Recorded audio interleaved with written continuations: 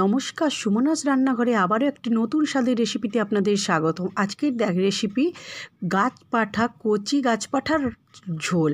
তো সম্পূর্ণ নিরামিষ পদ্ধতিতে প্রথমে হাতে একটু তেল মেখে নেবে, দিয়ে ইঁচড়টাকে ভালো করে ছাড়িয়ে মাঝের অংশ কেটে ফেলে দেবে, দিয়ে ডুমো ডুমো করে কেটে নেবে। তারপরে একটা আলু নিয়ে আবারও ওই রকম ডুমো ডুমো করে ছাল ছাড়িয়ে কেটে নেবে, দিয়ে ওইটা একটা কড়াই নেবে, তাতে জল দিয়ে বসাবে। জলটা গরম হলে ইঁচড়টা নুন দিয়ে কিছুটা সময় ভাপিয়ে জলটা ফেলে দেবে। তারপরে এদিকে একটা মশলা তৈরি করে নেবে। আদা কুচি, চারমগজ, পোস্ত, কাজু আর কাঁচা লঙ্কার আর কিছুটা পরিমাণ তরকারিতে দেওয়ার জন্য টমেটো কেটে নেবে। তারপর কড়াইতে তেল দিয়ে আলু নুন হলুদ দিয়ে ভালো করে ভেজে নামিয়ে নেবে। এবার ওই তেলে ইঁচড়টাকে কিছুটা পরিমাণ হলুদ দিয়ে ভেজে তুলে নেবে।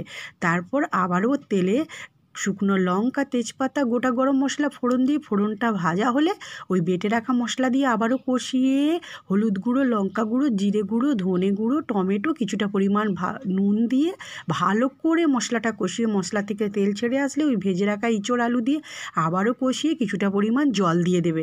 তারপর ঝোলটা ভালো করে ফুটিয়ে কিছুটা পরিমাণ চিনি দিয়ে দেবে, দিয়ে শেষে গরম মশলা গুঁড়ো আর ঘি দিয়ে নামিয়ে নিলেই রেডি একদম কচি গাছপাঠার নিরামিষ পদ্ধতিতে ঝোল।